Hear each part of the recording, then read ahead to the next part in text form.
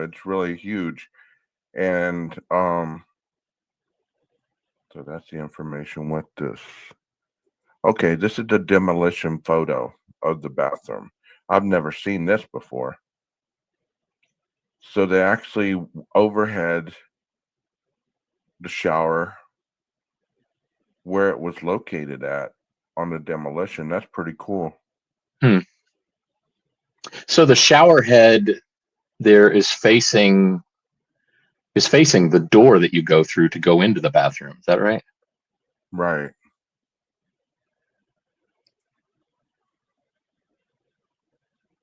Yeah. Yeah, like I said, I mean, it'd be a long shot that somebody's at 4 a.m., but who knows? I know if I've got like a job in the next morning and I didn't do laundry, I'm throwing in like just a shirt and pants to wear the next day. But yeah, this was Hmm. probably partying, as somebody said in the chat, not doing chores like laundry. I mean, but you just never know at this point. There's other things being said that are probably just as ironic, but not. You know, I don't want to call any names, but that aren't really within this dimension of reality. This is speculation that Ethan was found here due to the ambiguous interpretation of the affidavit. Xana was found on the floor of bedroom 2B. So if Ethan, what do you think, Jeff? Do you think he was found out here or do you think he was found? Because this is my thinking. Let me finish my thought, then I'll Hmm. let you answer, okay? Because if the roommates, the surviving roommates came down the hall, saw Ethan right here in the hallway, and then went and tried to open the door but couldn't open it, they would have called Hunter, said, "Hey, Ethan's not waking up."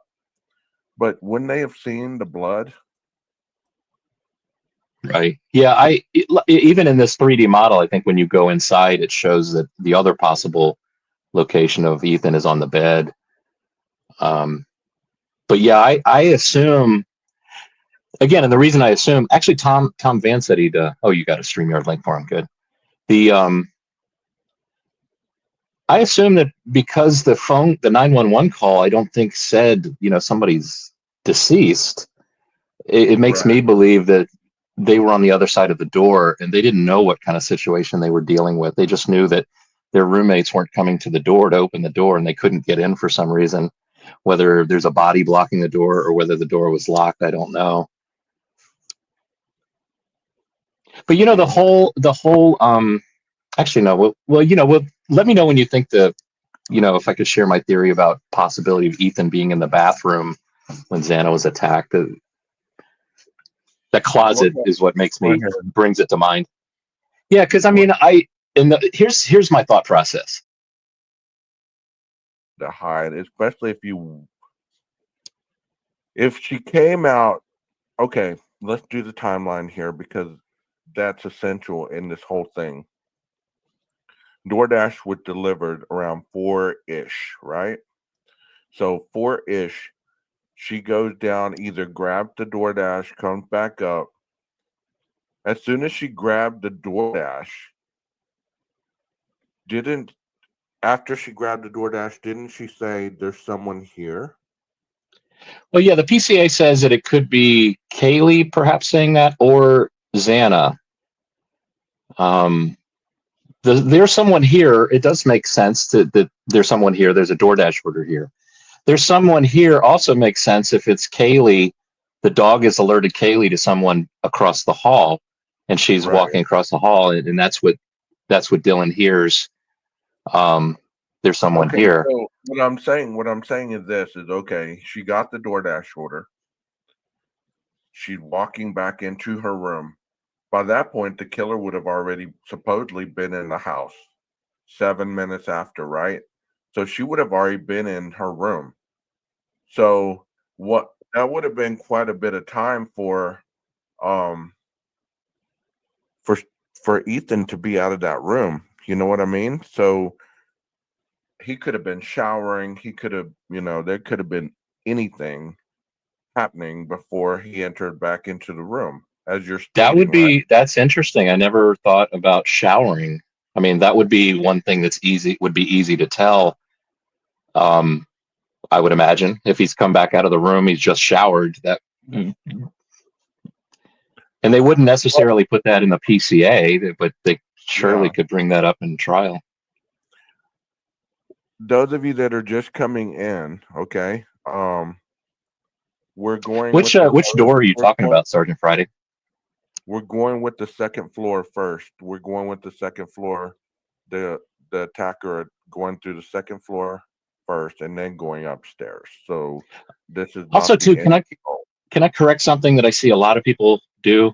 And I know it's not intentional, but Raina even did it here because the PCA doesn't say the word here. It doesn't say it's okay. I'm here to help you, even though everybody says that's the quote. It's okay. I'm going to help you. The word here, when you put it in there, to me, that instantly sounds like it's not somebody that you're familiar with. It's like an officer. It works great for those that want to say, oh, the police did this and they set it all up and it's okay. I'm here to help you. Or it's just a twisted, demented thing a killer would say to somebody that's about to finish them off. But the word here doesn't appear in that quote in the PCA. Ronnie says, or they could have been having sex, you know. They finished up. He goes to clean up while she goes and up the DoorDash. She comes back up. The killer meets her in the closet, like you say, knocks her out or knocks her in the head with the K-bar. Ethan comes out of the shower. He's hiding behind in the closet, takes him out. And then here we go. You know, the whimpering, you know, the crying. He obviously thinks he's wounded her enough that she's going to die, right? Because all these, I'd like to think that, you know, not to be morbid or anything like that, but some of these individuals that were stabbed, I'm sure were stabbed and died almost instantly, while the others, unfortunately, didn't die as quick. I believe that Xana didn't die as quickly as Ethan did, based on the injuries that we've been told about. So, you know, he does what he does in here. I don't think Sergeant Friday's talking about Dylan's opening Xana's door. I don't remember hearing that. I don't picture Dylan ever being anywhere except in her own room. I don't know where, you know. I don't know what that is either. I think he's talking about she opened the door 3 times. Yeah, Maybe turned. her own bedroom door, I think. Yeah. Yeah. What about the things that when you're talking there, the things that come to my mind. Now Xana did a post. Now I'm trusting a website called Unfurl to calculate and determine when these TikTok posts that she did happened. She posted the word queen at 3:45 on someone's TikTok post, and at 4:12 she posted the words that never forget the foundation in the bathtub. So that's 4:12, and at 4:17, which is 5 minutes later, the light bulb camera next door to this house captures like a thud. Um, so I'm Look at trying to this. figure out the timeline wise. You know, if that's his car scene at 4:07 30 seconds passing by the Linda Lane camera, what time do you think he's in the house? If that's him driving past the house at a kind of a high rate of speed. That's the kind of thing that I noticed too. The fifth pass by that camera is a high rate of speed going in, and then he's described as leaving the scene at a high rate of speed. Um, but you think he's in the house by like what, 4:09 maybe? I don't know. The timeline is so minuscule. Like it has so many precise, almost down to the second. What I was thinking, what you said, as soon as she got the DoorDash, she came up and just started scarfing down on it. But look at this little window right, or not window, but look at this little area right here. It's kind of a blind spot to the door. This is the corner of the room. If the bed was off the wall, you could have stood right here and ambushed anybody. They would have been none the wiser. You know, sometimes we assume that the killer ambushed them with them seeing him. Wouldn't it make more sense that the killer would have been standing? You know, he could have seen Xana go downstairs, waited to see her walk by and go downstairs, walk by this hallway really fast, come through this area right here, and waited. Because what if he didn't know Ethan was there? Ethan come through the door first. He had to take him out. He falls on the bed. And then Xana comes back up. He sees it, starts crying. He knocks her in the head, slices her up, and then goes upstairs.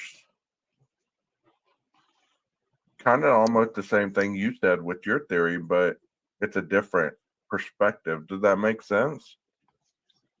Yeah, I think for me, the whole thing is that there's two surviving roommates that didn't hear anything out of the ordinary, other than sounds like somebody crying and somebody saying it's okay, I'm going to help you. That sounds like a relationship thing going on between a boyfriend and a girlfriend. As a roommate, do you really need to get involved with that? Sounds like it's resolved, right? The last thing you heard was it's okay, I'm going to help you. You can go to sleep now. The dog, it sounded like somebody's playing with the dog upstairs. If Dylan heard what she thought was Kaylee's voice crossing the hall saying, there's someone here, she could also assume that Kaylee left her room with the dog, entered Maddie's room, and then they started playing with the dog on the bed. Right? And so Yeah. eventually Hey, that Tom. playing with the dog sound stops, and now she can go to bed. So third floor is resolved, across the hall is resolved. Dylan can put her noise canceling headphones on perhaps and go back to sleep. Hey I Tom, added the thank headphones. you for being here. That was an ordeal to get in. I bet. Thank you for fighting through all that madness to get in here. Hey, Jeff. Hey Tom, good to see you. So you came in with us going on this scenario first. Any thoughts? Any thoughts on that? Well, first of all, I wanted to talk about on that wall from the TikTok, there was over 200 lights on there when those girls were imitating each other. And that was on after the murders, and it was when they were filming from outside. So that Good Vibe Signs has a lot of light, but that wall behind the couch had over 200. That room was going to be lit up. He would have plenty of ways to see where he was going.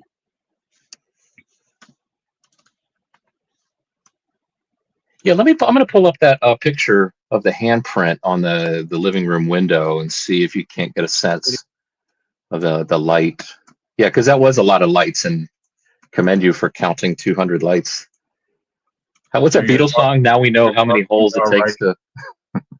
Hey Tom, you're talking about when they were sitting on the couch and they Right, were and right behind him on the wall, they had the sheet, light linen, see-through type sheet, for lack of a better word.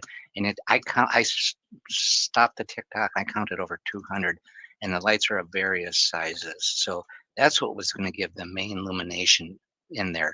And these things were always on. And plus, Maddie's room had a lot of lights in there too. Yeah, each one of them had like Christmas lights hanging Right. around them. Yeah. Yeah. That TikTok So, video is one that shows how lit up it really was. yeah. So it Let would me see if I have, can find that for you. I mean, because I believe as well as what you're saying is we've always thought, at least the majority of people I've talked to have always thought it was really dark No. walking through this living room. You know what I mean? It's easy to believe that. It's easy to believe that though. Yeah, but You know? those ladies, I shouldn't say girls, those women made a lot of TikToks in that house. And it was anybody could see it. They don't need a map of the house, basically, even from it. Right. This thing Um, just keeps teleporting you downstairs on some of the little arrows. I did miss some of what Jeff was saying when I was in at the back room there trying to get in, but so You I don't didn't know. miss much. It's just Jeff. So as far as let's talk about sweeping the house. Let's say you're not military, but yet you know enough to cover the potential danger spots, okay? Mhm. Because as he came in through the slider, you're gonna try to find all the hidden areas to protect you from getting caught off guard, correct? So Um, this stairway would be an unseen area. Somebody could be walking up it. Somebody could be walking I down the don't stairs. I don't know if he went through all that intel type 12 gauge. I think he came in. This is just my opinion. I think he came in. He had a target, which was most likely Maddie, and he Yeah. went up. He went up to take care of that first because if she was the target, you got to take care of that first. You don't want to be messing with other people and then not hit your target. Technically, if you came into the house, you would neutralize the whole floor you're on and go up or down. But he didn't do that. Mhm. I don't think he was trying to kill 4 people. I think that things went sideways with Kaylee being there, and it changed things, and with Xana being awake.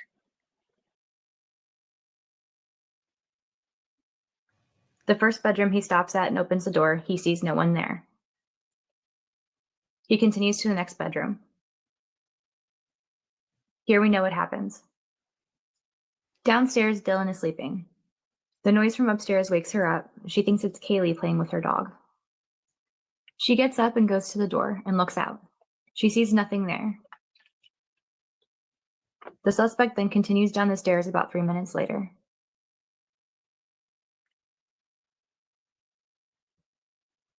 He then heads to Xana's room. Outside, there's a security camera picking up some whimpering, cries, and a thud at 4:17. We've learned that Xana was found on the floor, which explains the thud. Dylan again hears something and looks outside her door. She sees the suspect. He walks right past her and leaves. Okay, that's interesting. But what I mean, I know time frames are time frames and you use the approximate, but how come they can get away with saying that 404 he entered the property whenever I don't really like Linda Lane stuff, but at Linda Lane, that last turn is 407. The dude's not even out of the car yet. Although Now they he- did, I mean, they did say that they believe he entered the house at 4:09 in that video. What's interesting in that video, though, is I wasn't watching the timer on that video, but the actual time that that video takes to watch is much less than, what I always thought would be interesting is a video where it's like a real clock. We're watching it in real time to get an idea of how long it really takes to be at 4:09 and then to be at 4:18 leaving. That clearly wasn't a 9-minute video. So it's what I'm Oh. saying. 9 minutes is a lot of time, 12 gauge. You saw Yeah. how fast that Navy SEAL video, he stabbed that gelatin torso 30 times in 10 seconds. It doesn't take. Yeah, I did. I take my daughter to work at 10 minutes is all we need to get ready, and it's like all the way across town. Well, I get what you are saying. I'm not saying that that's not enough time to commit the crime. I'm saying that on the Linda Lane footage at 407:21, there's a vehicle still coming around the Queen Road Apartments. I think Jeff's So time I is was more wondering- accurate. Yeah, Excuse me? no, it's that video you just played says that he's seen like outside the house in the car 404 trying to park or something. Which Oh, okay. I don't know. Is that they could be referring to the light bulb camera at that point. But it does say, I think correctly, because I've always estimated about 409 is when he would be entering the back sliding glass door. He's seen at 407:30 passing by the Linda Lane camera at a higher rate of speed than the previous 4 passes by that same camera. 407:30, you figure a minute and a half to finally be entering the house. I think that could be possible. Yeah, 410 maybe. that's a good question, Bullets. I thought the same thing when it said that. Bullets asked, why does this video think he opened Kaylee's door with no one in there? That seemed weird to me too, because wouldn't the dog have? He would have seen the dog. Yeah, I think it's more likely what we were talking about before, where you're trying doorknobs and they're locked, and you just move on. yeah. Well, here's the good vibe sign, and like you and Tom both stated, look how lit up that is. That is lit up. The living room is lit up. There's no way that living room was not lit up.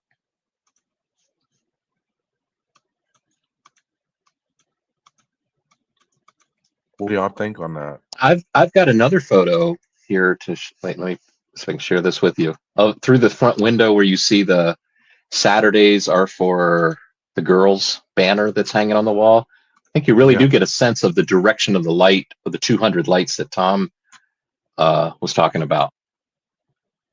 So okay, I just shared it with you. Okay. If Tom, you look at the I really appreciate you and Jeff coming up here and talking with me. Tom, those- yeah, my wife appreciates it too because she'd rather me be talking to you all than her. It's like, shut up about that case. Yeah, that's those lights there. I think those lights are more significant than the good vibes sign. Yeah, if you Yeah. look too, see the sorry. Wait. See the shadows. You know, the shadow is here. So obviously the light is coming from that direction. That's a shadow from those 200 lights that are hanging on this And they wall over here. they've always been on when the forensic team from Meridian was there. You know, so I think that was be more significant. Plenty of light. Yeah. Yeah, this you can see this is got the evidence marker. It's just this is during investigating, I think. I mean, could the lights have been turned on to help the investigator see? Yeah, but I don't know. That's the kind of thing we'd find out. I Shoot, mean, if even if I was Ann Taylor, I would ask that question. Hey, could somebody else who'd been watching that house from the front had seen him walk by a couple times? You know what I mean? We just take for granted that there was nobody out walking their dog. You know, there was nobody just walking around smoking a blunt, whatever. I mean, we take for granted. I'm going to say me because I can't talk for anybody else. I take for granted a lot of times, but I also visualize that there was more people out and about at that time of the morning trying to get home after being at a party or, just walking around, heading over to your girl's house or whatever. And you look up and you see some dude walking across the room all in black. You would remember that, right? I would think so. Through that window, 12 gauge. Yeah. Well, Yeah. I don't think he's in. Excuse me. I don't think he's anywhere near that window. No, but I'm saying just like walking by. Oh, they could surely look up and see something. Yeah. I don't know I if they mean, had. even the Elantra being parked there, you'd be like, man, this car's here sometime, but it isn't. I mean, I'm just thinking how I would be if I lived in the area and I walked around it a lot. I'd be noticing every little thing, but that's just me. I'm that type of person because I'm always looking for safety. You know what I mean? I don't want to be caught off guard. So I'm always looking at this car, a new car in the area, or is it so and so's car? But How's the car parked? at the same time, though, Moscow's a pretty safe town, generally speaking. I don't Of think course. they think they're not in the inner city. And so it's just a bunch of college kids, basically, within the locals. I don't know if they would be as security conscious as you would be. Yeah, that's true. Yeah, and it's based on experience. They're 20. I'm in my 50s, so life experience plays a lot into my thought process as well. Here's another good photo for you if you want the lights on the back patio. How they're strung so that they'll light would be going through the kitchen sliding glass door. These lights over here would go through that side window where the little table is. Also, too, you want me to zoom in on Kaylee's bed? I think this is a photo a lot of people use to try and figure out if comforter was, yeah, it looks like that looks like a pillow to me. It's not anything that you don't see in any of the slasher movies. So this is just a demonstration of how a knife attack would go down and how quickly it happens. Nothing more, nothing less. And here we go. You ready? Right. 3, 2, 1, cut 'em off! Oh.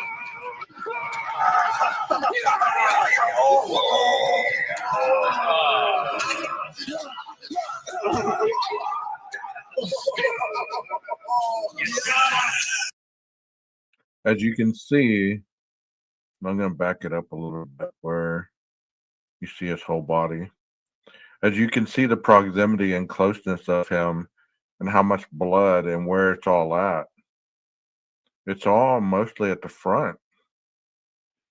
Tom, you want to talk on this at all? Well, he's he's doing it very fast too, and they could have had comforters over him. He might have been off to the side. There's so much more, but that type of blood too is going to dry pretty fast. He doesn't have to be soaked. He just got 30 stab wounds in that time frame, and he was mostly stabbing under the sternum, which is soft tissue, which we were taught to do. We don't stab in the chest because there's too many bones that can break the knife, make it dull and stuff like that. And he was doing the soft tissue. Soft tissue does not tire you out as much as if you're stabbing into the bones and stuff like that. So that's what we were taught to do. If he does anything on the chest that he's using slashing, I don't know why he would even do it. That's not going to be a fatal wound. But if you want to kill somebody really fast, you stick the knife in under the sternum, you push that knife handle down so it's perpendicular to the body, and you come up and it punctures the heart. It destroys the stomach usually and or the diaphragm.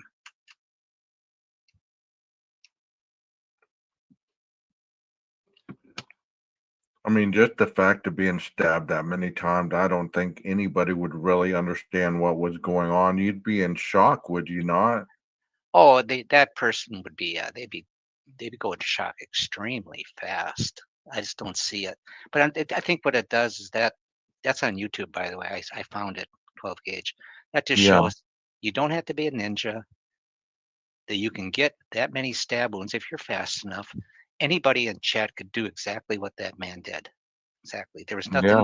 There's nothing technique wise, like I said, if you want to do something one time and and I think that with Kaylee, she was moving, she was fighting back, and I think he panicked, and hence the tears. He wasn't in control anymore that way. That's just my Yeah. opinion. I mean, it's just very tragic to think.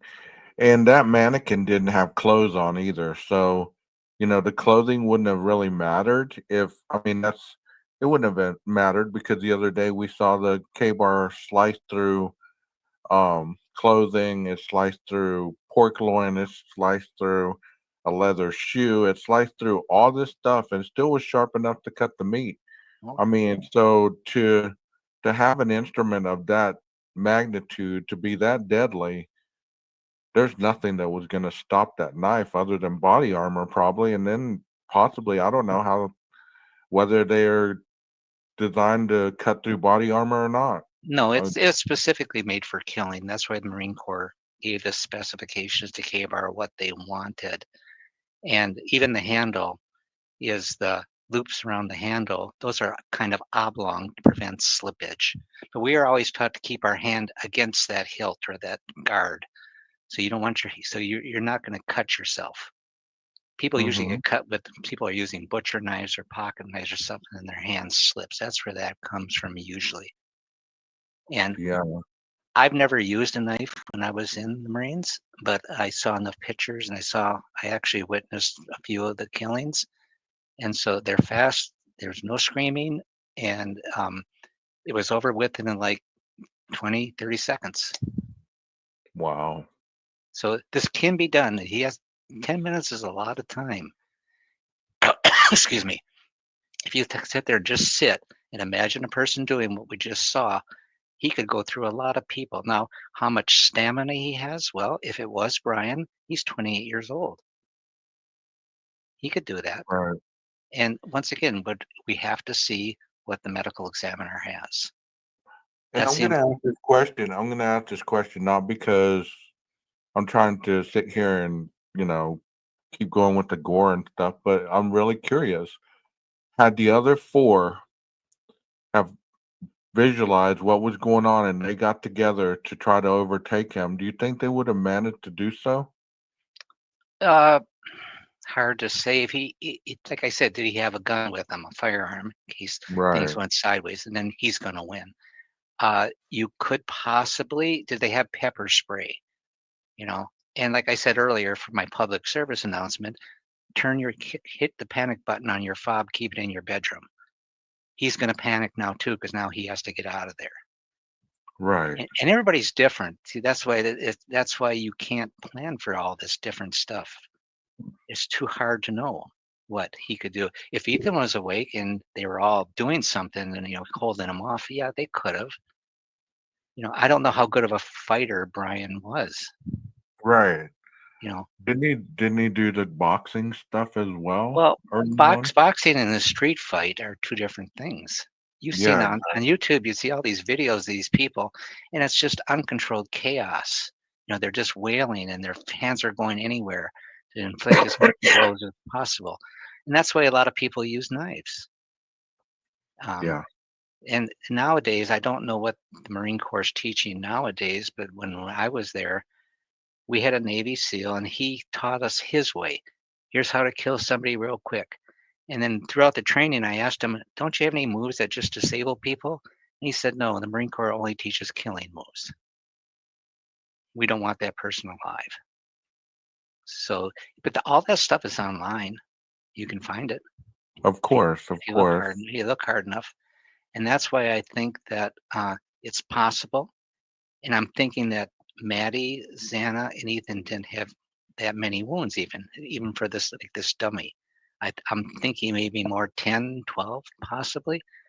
He could have I met. mean, because we didn't hear that the other two had a lot of wounds, not No, like the first two. So could he have been tiring out by the last two? You know what I mean? it. I vacillate on that 12 gauge because when you got adrenaline flowing in a situation like that, that's what your body is. You're super amped up. Right, right. And I don't think because when I talked to people that were in knife fights, I said, what was it like? And they said, well, it felt like somebody was punching me, but it didn't hurt at the time. It was only when my adrenaline came back down that I felt it. And Right. then it hurt like hell. So you can, I don't know how much they had. Then they make a big deal. Like I said in the earlier video with you, Steve said there was a big brawl or something, going on down there. Well, that doesn't, I don't know. And they fought back. How do you know they fought back? Is it defensive wounds? Is it And furniture? here's the part of that people don't get as well. Whenever you've been drinking and you're cut, the blood's not going to clot as easily as it would if you were sober. So it's almost like you bleed out quicker when you've been drinking and you're being stabbed than if you were sober and your blood was able to clot even a little bit. You know what I mean? Yeah, it depends type of wound, how fast you bleed out too. A stab wound Yeah. itself is going to be about 1.5 inches, but if you push the knife in and pull it down or rip, you're opening up a very long cavity that's going to bleed out, and then your body's going to go into shock faster. Like I Yeah. said, in the limited experience I had, people were dead within 20, 30 seconds, or at least unconscious, Right. not fighting back. So I can't, there's so much stuff I can't say. I can just tell you that A, it's possible, and B, most people can do it. Just depends how fast you are, how much stamina you have. Do you believe that he waited to kill Xana last? Like, since she was still whimpering and crying, it only makes sense that she wasn't. I think he had to deal with Ethan first. Ethan's the biggest threat. Well, Ethan's yeah, but seeing that she was the last one, do you believe that he kind of messed like a cat and mouse, playing with the prey before. I don't think so. I think he's wants to get out of there. I don't think he's going to sit around and, you know, carve him up per se. That's just my opinion. I think Right, he dealt with her. He dealt with Ethan, and he had to deal with her. She, according to some reports, I don't know if they're verified, she grabbed the knife. Just grabbing that K-bar once is going to cut you to the bone because there's not a lot of tissue there. And I right. think he might have been behind her, and she fell to the floor. You know, and Okay. how many wounds did he may have got her, stabbed her in the heart? You know, that's why that medical exam report is so important. But Yeah, I think he spent less time with Xana and Ethan than he did with Maddie and Kaylee. right, right. They And probably fought harder because they probably were awake rather well, than being surprised in their sleep. I don't. okay, picture this scenario that I think it was brought up by the coroner, and I could be wrong, so don't quote me exactly. Ethan, if Ethan was at the door, she said, somebody's here, he's going to get up to see it. If he took that knife, he's right-handed, and he slashed his neck on the right side and pushed him back, he's going to be pretty much done with for a while. Hmm. Now, and then I think he turned his attention to Xana, and she might have fought back somewhat, but what does it mean? You can have, like you just saw, you can have 30 wounds on defensive wounds, and then it only lasted, what, 10 seconds? Right. We need to know more about what they mean by fighting back. And that's the problem. We just need to know much, much more. Like I said, any knife scene where a person is killed is bloody. And it's going to look like that person was just carved up. But sometimes that can come from 3 or 4 stab wounds. True. Where did you hit an artery? Did you stay away from an artery? If you're going to stab somebody in the slit their throat, you want to turn them over so you're behind them so that blood doesn't get on you. I had a friend when I was 16. He had his throat slashed, and we were watching it, and that happens so fast, and they panic when your throat's slashed. It's a horrible scene to watch, but he died within 3 minutes, bleeding out. Oh my God. Yeah. So then, and I saw it in the Marine Corps, in domestic stuff, because that's what our S2 was in charge of, base security. We weren't part Right. of any like CIA type thing or anything like that. It was just that. And I saw the scene was really bloody, and we found only 3 stab wounds. Okay, go ahead and ask it. I'll put it up here. Go ahead and ask your question. We have a question from someone. I mean, we just showed some gory stuff. We're talking gory stuff. It's fine. I'm not worried about any of that. Go ahead and ask your question. Jeff, are you still here? I am sorry. I was clicking my mouse and trying to. I thought I could bring up like images for the. I was stuck on the unfurl thing, but I didn't get a good screenshot of my conversion from UTC time to PST. I think so. Again, that's for a future video. I want to understand unfurl better than I do. I mean, I only understand it because somebody that understood it better than me walked me through it, and we came up with the results of 4:12 a.m. Right. Plus two, I think I don't want to dox that poor girl that is a friend of Xana's. Right. So Much appreciated. If anybody would like to come up with and discuss what we're discussing and not really discuss other creators' theories, you're more than welcome to. The link is in the chat. I'll go ahead and put it in there. I'd like to welcome anybody who'd like to do that. Like I said, please make sure that you show your face first and try to stay on topic. Did they right now, did they ask the question, 12 gauge, about they wanted to ask a They're question about it's gory? they're they're still Oh. typing it, I guess. Oh, I okay. you go guess ahead, we'll Raina. Oh, Here here's we go. the question. Is it true Maddie's head? Oh, yeah, it's okay. I heard that it was hanging by a vein. Where'd you guys hear all this? I hadn't heard that. I've never heard very that. early on. Very early on. I don't know if I saw it in Reddit. I don't know if I saw it on 4chan. Mm. It's not verified through any of the families or anything like that. I would say 12 gauge, no, it's not feasible to me. It takes a Okay. lot to decapitate a person. Okay.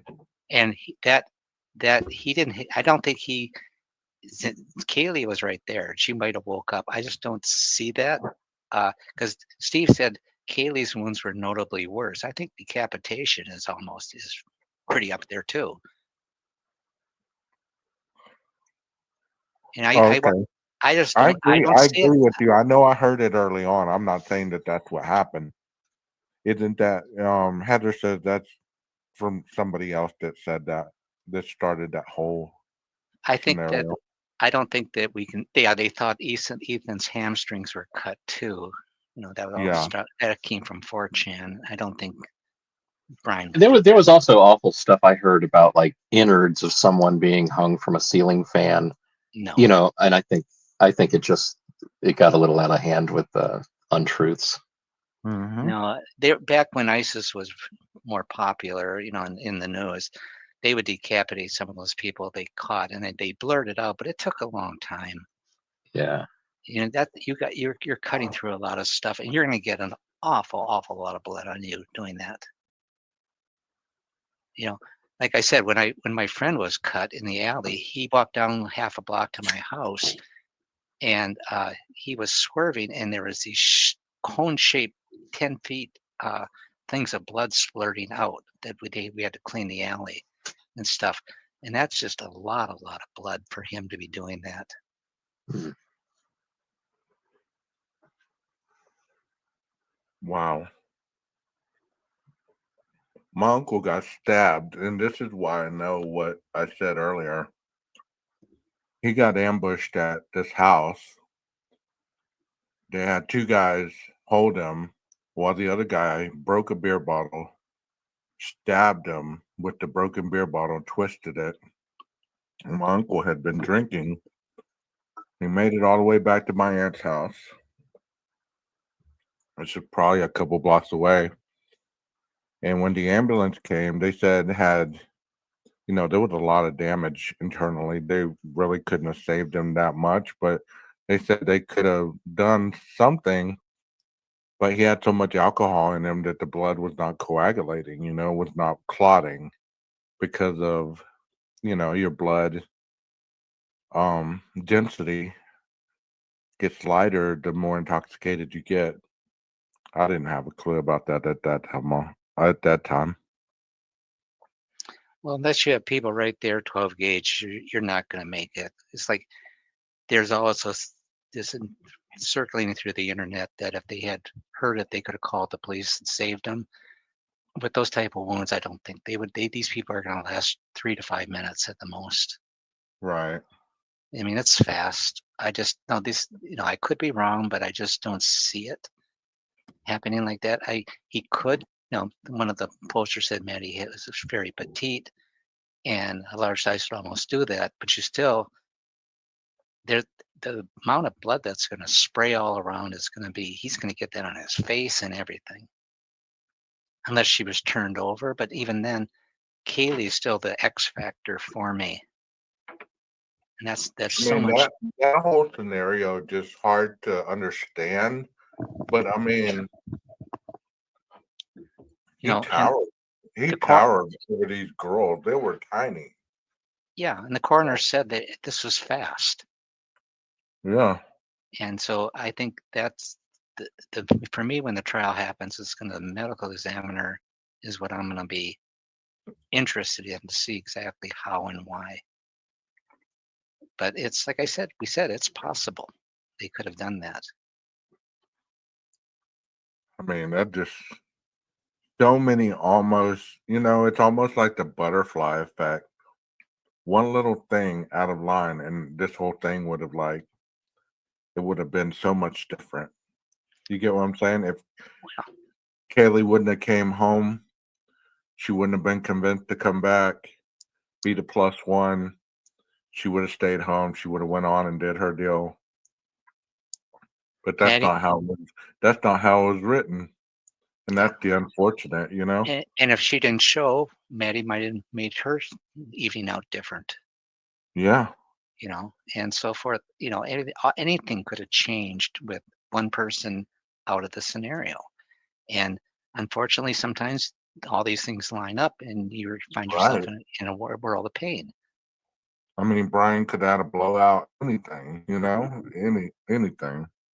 So that's why it's great to talk about this stuff, because at least if you get more people together, like we kind of did, you know, with Kaylee's bedroom, you can at least come to see other points of view that this could happen. It could be this and this. And when Mm-hmm. people say they had to be this, this, and this, I would say, how many knife fights have you seen? How many, you know, when you were there? Right. I So mean, even if you don't have firsthand information, I'm sure people know people who've been stabbed, you know, or they've been in close proximity. Usually people don't speak on things with definite unless they have, like you said, receipts to back it up.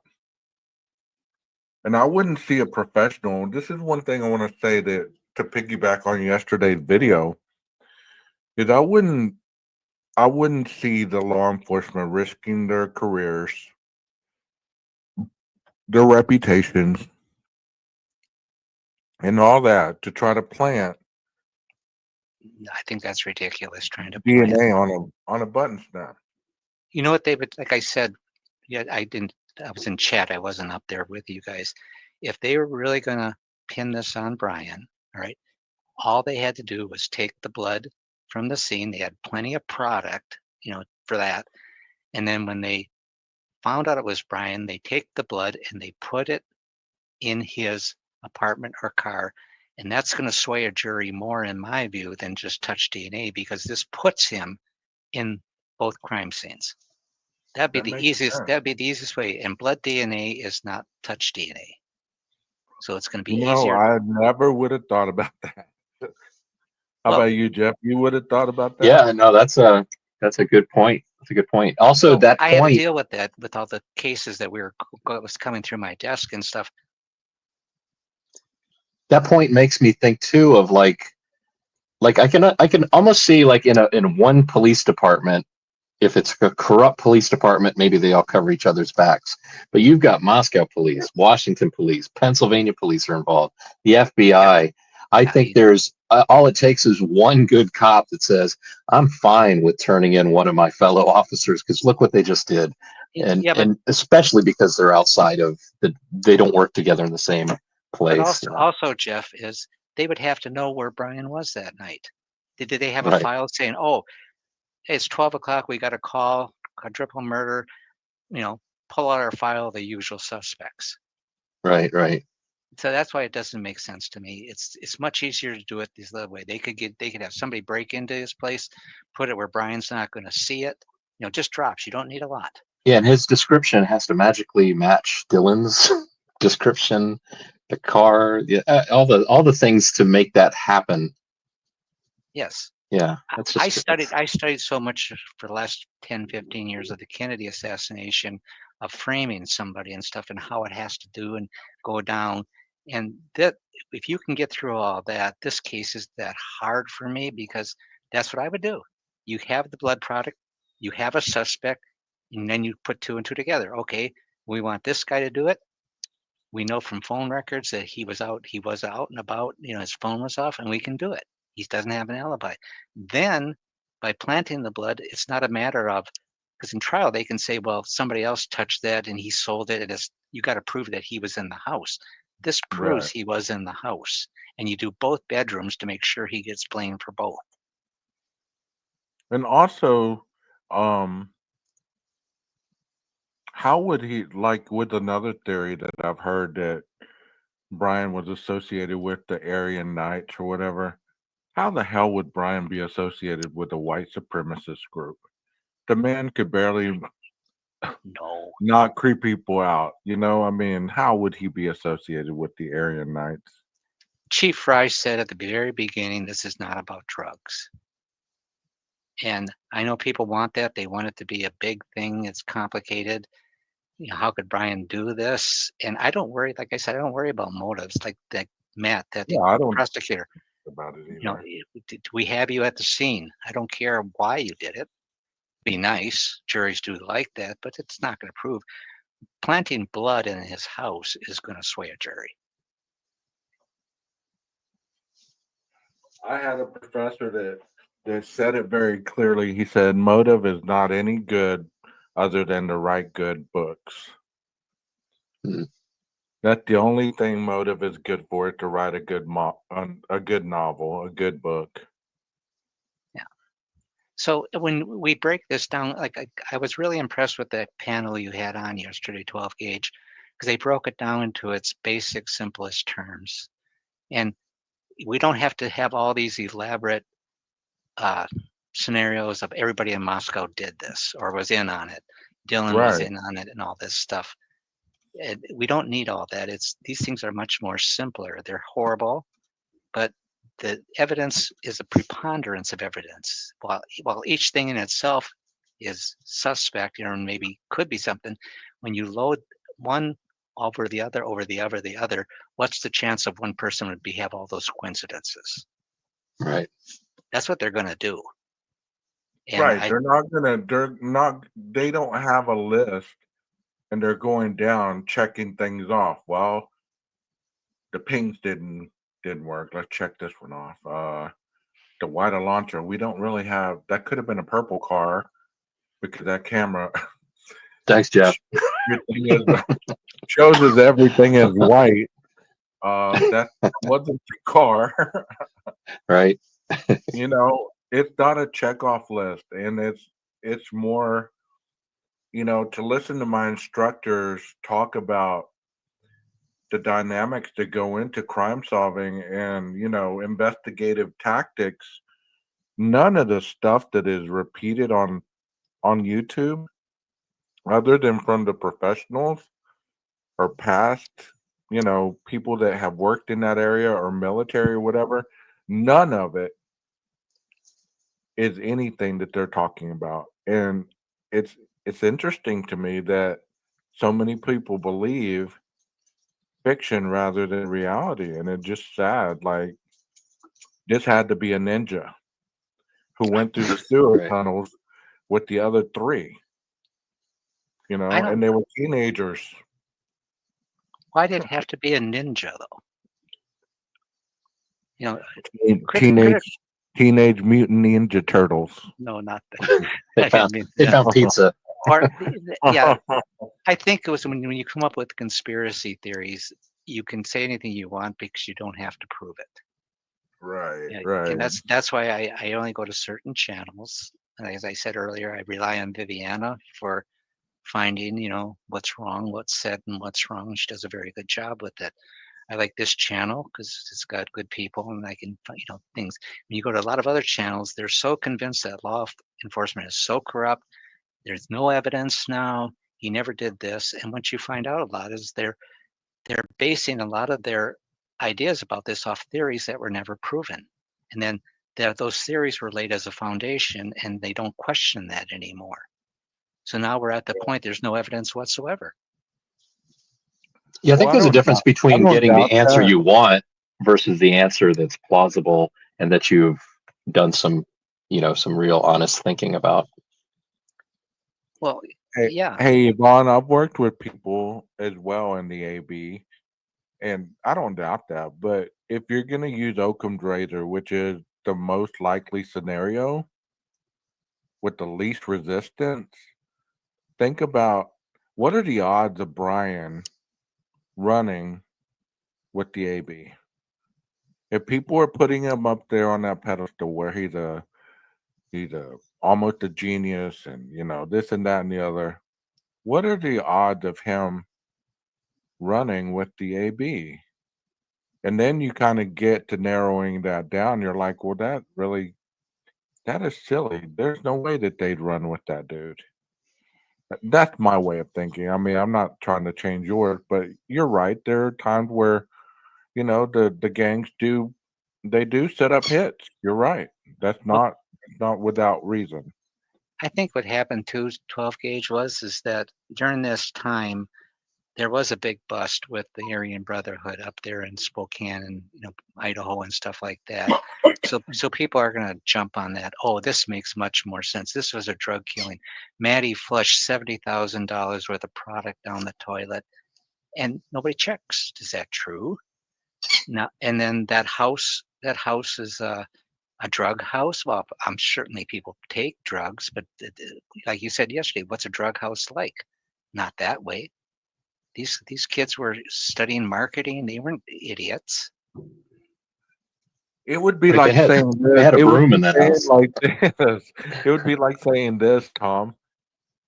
You're sitting across the street from a hospital and you're telling people on the phone, you see all these people walking out of this place with bandages and bleeding and all this stuff and coughing. This place must be a butcher shop. Well, yeah. They're cutting people open and they're bleeding and they have gouges and they have gunshot wounds and all this stuff. They're coming out, barely alive. This can't be a hospital. That's why fact checking is so important if you can do it, what you can do, because you can rule out some of this stuff that's just ridiculous. To me, it's ridiculous. And what's more and makes me more sad in a sense is that people are believing it. Like the I'd be tunnels. very interested. I'd be very interested to know how often defense attorneys know a whole lot of the truth of the case with regards to information that's damning to their client and that they just keep quiet about. Because I don't know why, but I keep thinking about lately how much Brian's lawyers know. And I mean, I can't imagine. I couldn't do that job if I knew the truth about things. And I'm assuming the truth is that it's not good for Brian and that he's the guy. But how do you go about looking people in the eye and standing up and speaking on things when and two, being blonde and a woman like Anne is, and the victims, two of them being blonde. And it's funny because remember in 12 gauge, I think we were talking about it, how a lot of people were saying, well, she stood there, she put her hand on his shoulder and said he's innocent. And then you go look at the video, it's like, no, there's no physical contact there. She put her hand in his direction, but she did not touch him. Nor would I. We have nothing, just to be clear, this channel has nothing against blonde-haired people. Just to be clear. Thank you. Now we'll go on. Right. That's excuse me. That's right. It's just a minute here. You all right? Uh-oh. To me, don't be catching what 12 gauge has. No. Yeah, y'all make sure you put your mask on. I have, No, it's getting cold where I live, and so I gotta turn a humidifier on to help my lungs. Anyways, I understand that. that's why it's so important. All this stuff has to be vetted. What is true and what's not? Because if you don't do that, conspiracy theories will just run wild and get worse and worse and worse. Right. And if the Aryan Brotherhood was involved, show me the receipts. And and there's people that fact checked other channels, which I like. And yeah, I think that's good. Is this true? Was this said? Like, for example, the other day, it was said that Santa was at home eating pizza. There's nothing about Jeffrey Canoodle's 2 interviews where he said that. Nothing. Viviana did a great thing showing about that Jeffrey didn't go fix any locks. He said something about Xana that he thinks Kara misunderstood. I got to go back and see what it is. Kara misunderstood. So the fight at the was it a fight? Was it a fist fight? Did it happen at all, or was it just arguing? There was a Dr. Phil. There was a Dr. Phil at December 2022, just about a month after the killings. He had this person on. She said she knew a girl that was there, but she didn't want to be identified. She's a pretty prominent YouTuber. And she said there was no physical fight. It was a verbal fight and got heated, and Xana had to pull Ethan away. So is that true? Right. Too much of that whole fight stuff comes from 4chan. And you know what's unfortunate is I know it's hard to believe this, what I'm about to say, but sometimes people get up with the whole mindset of messing up other people's day, however that might be. If I say the sky is blue, you're gonna be hell bent on trying to prove me wrong. The sky is purple and gray in your area of view. You know what I mean? And that's what the internet has given people the ability to hide and cause drama and hurt people unnecessarily. You know? Well, they're under pressure too to come up with new content all the time. Look at all of a sudden this big fury of Jack Showalter now because he was arrested for that bar fight. And now people are revisiting and saying that, oh, Jack did this or Jack did that, And I remember reading the TikToks from his sister and his friend Annika, and they were talking about no, they debunked all that stuff, and yet nobody listened to him. Right. And now Jack's back in the thing. He was mad at the girls. Yet they leave out the part where he was waving to him goodbye as he walked farther down. Right. And he was You guys can type druggies, drugs, murder, rape, assassination, any of those words in the chat. You don't have to use those other acronyms for them. You can type the real words. We're all adults here, and it's not gonna mess with anything that I do on this channel. So feel free, okay? Just you're doing great. Appreciate you being here. Now back to the panel. Yeah, I think we all want the truth. I mean, everybody, I hope, wants the truth, and I for one would like to think that I'm not going to sacrifice the truth for content or for clicks and likes or for just give us something to talk about for hours and hours and hours.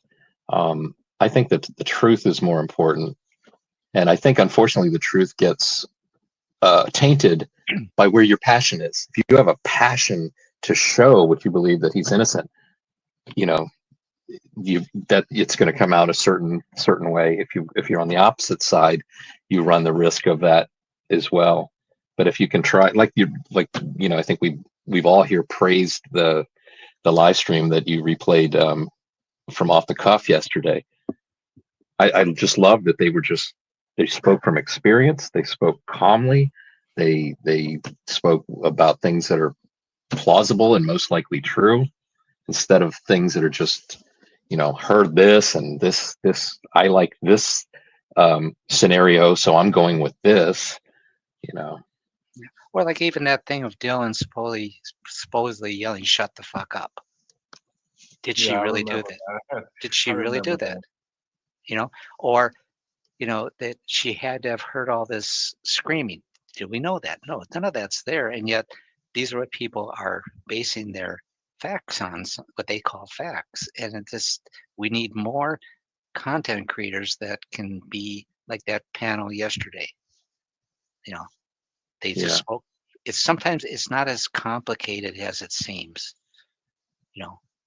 And I think that, like we said earlier, the FBI and state police aren't going to be part of some, cover up. And then another thing that I saw, that Jack and the two girls were cleared too soon, and that's not even true.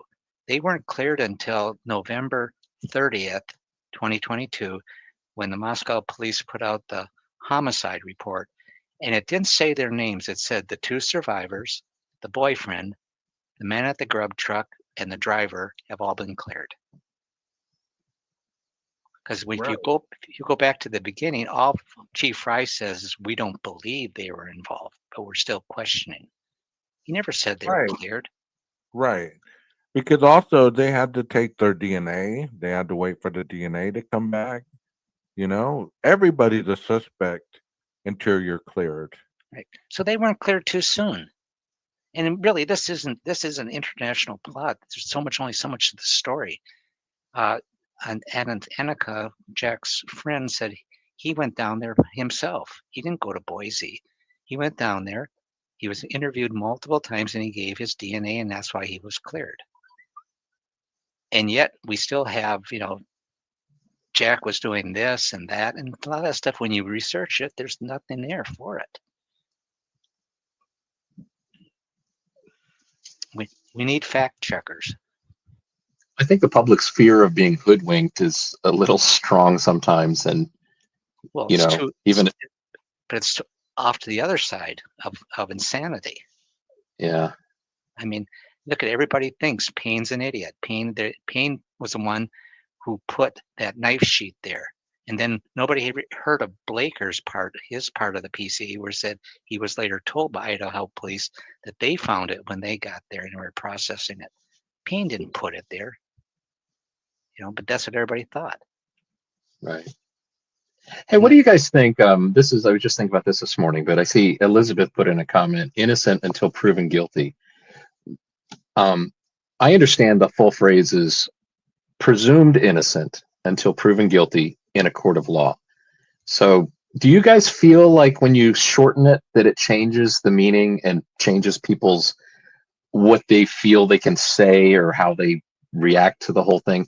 To basically the difference between innocent until proven guilty and presumed innocent until proven guilty in a court of law, because I see them as two very different things, and I do really think they affect how some people feel that that shuts them up. I can't speak on this. I can't even tell you if I think he's innocent or guilty because he is innocent until proven guilty. But it's the word. Well, that's Yeah, a go ahead.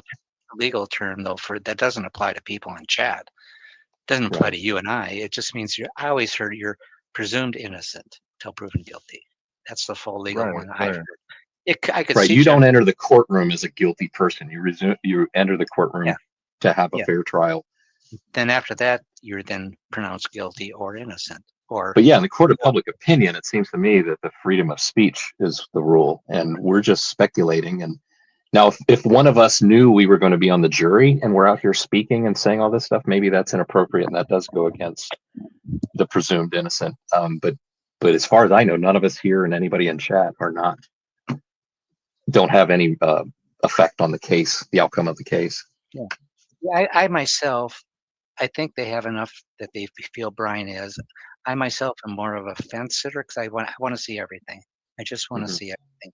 I can lean a little bit to this way or that way, but I definitely got to wait and see Yeah. what is the Yeah. evidence.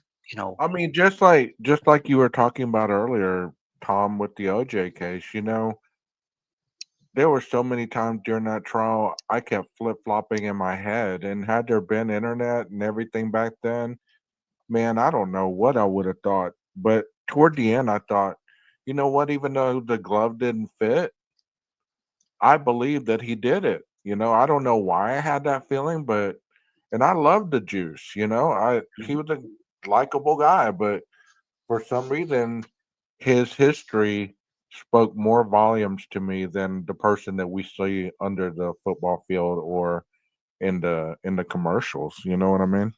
What convinced me about OJ was the broom ankle shoes. Nobody can afford those except for somebody with Yeah. money. And then it just didn't line up.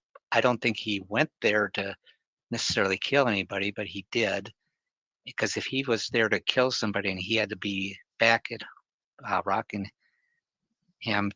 for that guy, I think it just happened. And he was careless. He got himself cut and he was dripping blood. And they found some stuff in his truck, and that's just the way it was. But the whole thing of motive for that, and then the shoes were the clincher for me.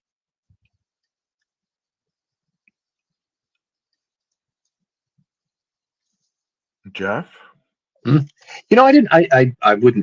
don't feel comfortable speaking on the OJ trial because I didn't really follow it closely enough.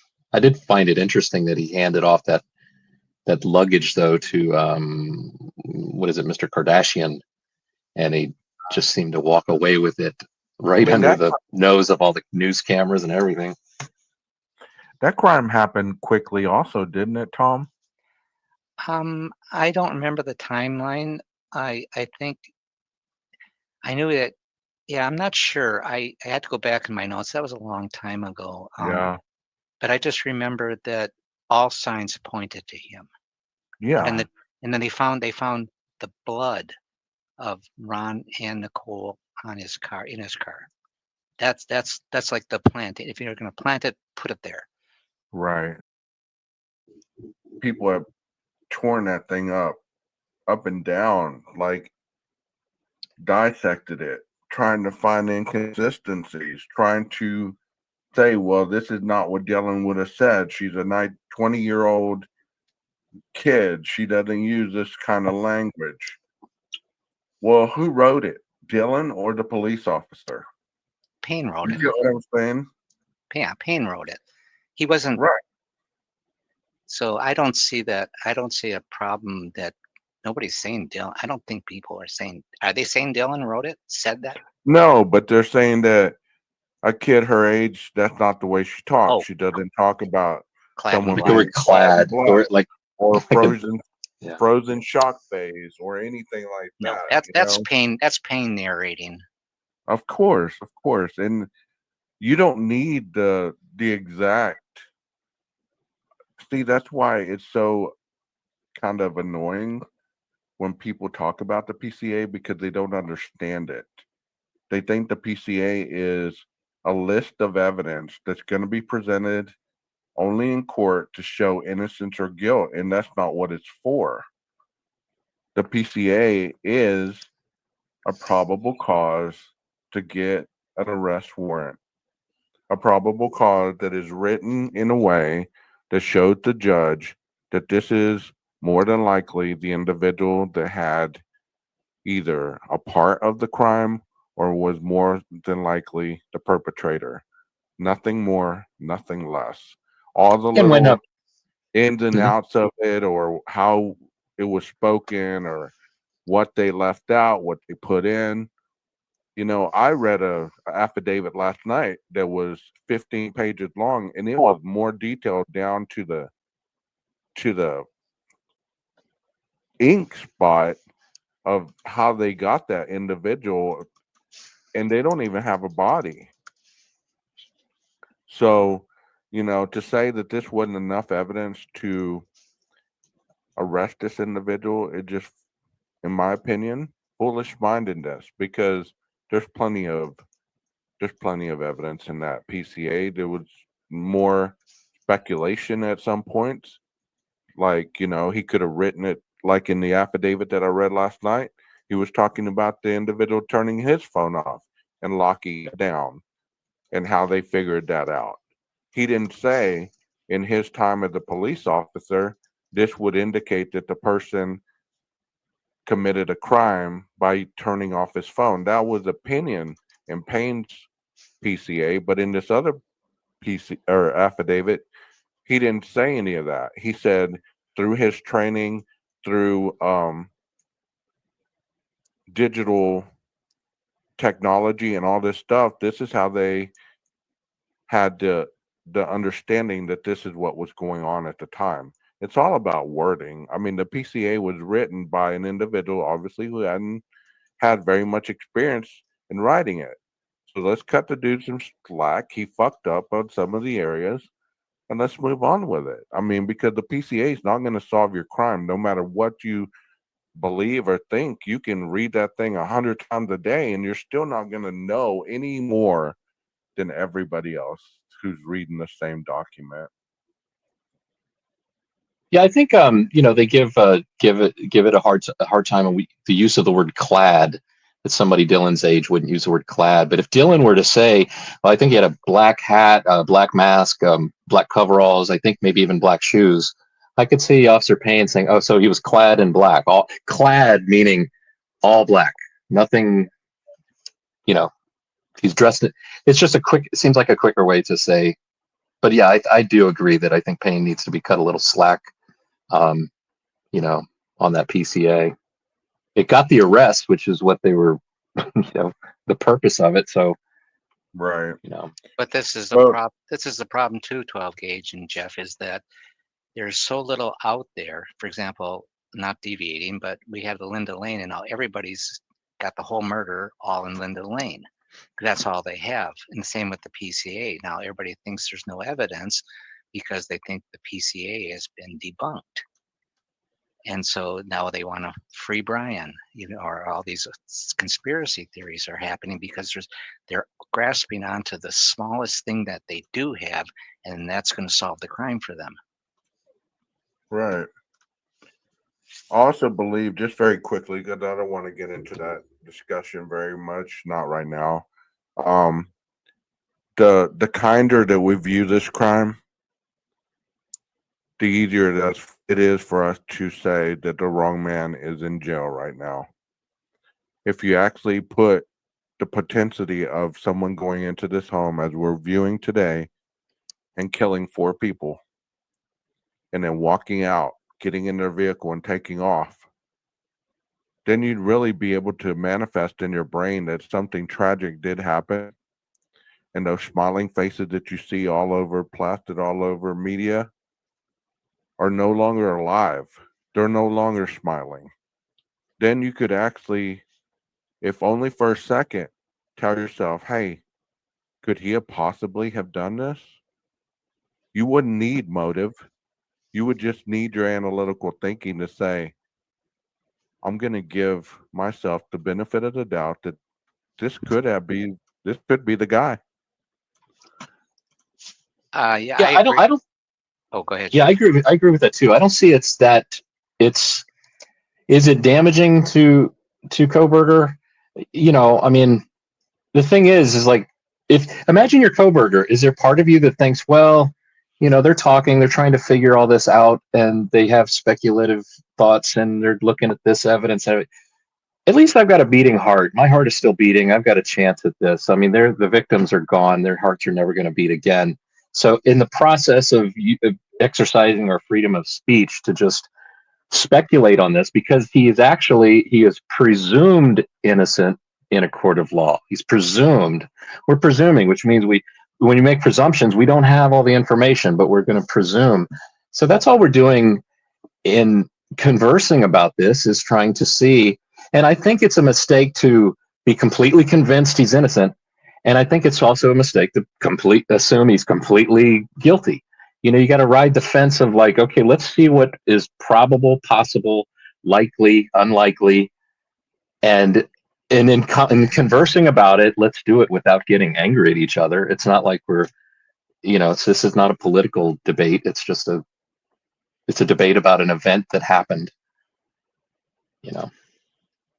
Tom, what were you going to say? I lost my train of thought. Sorry.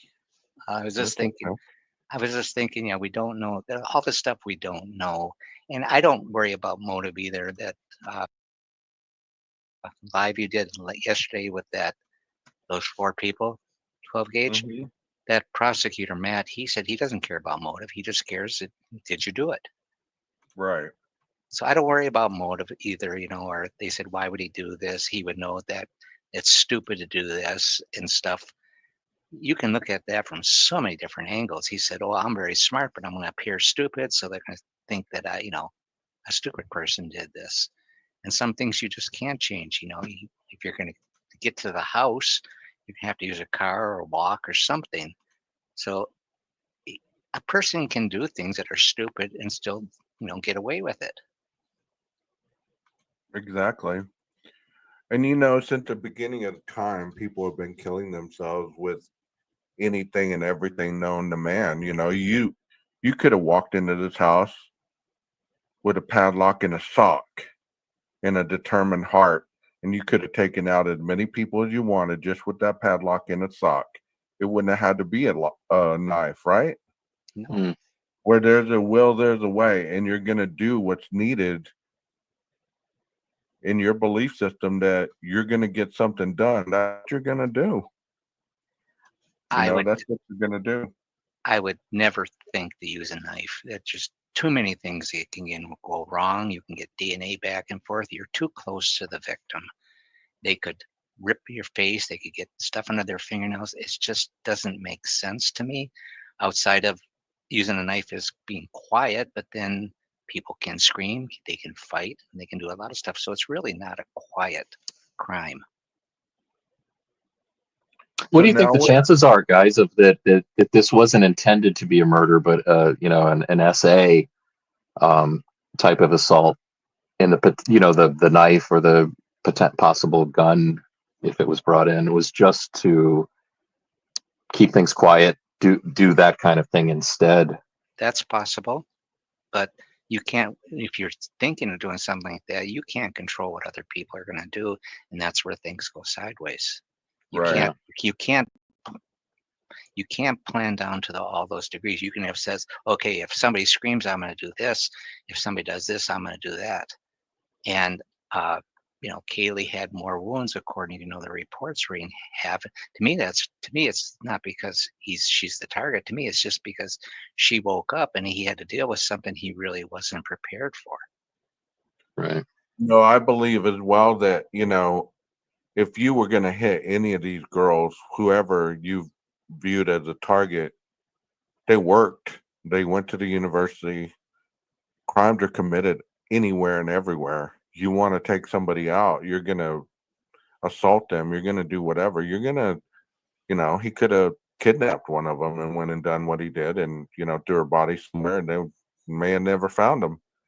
Yeah. The fact that they were in the house means that whoever did this thought it was plausible to contain the environment rather than risk trying to get caught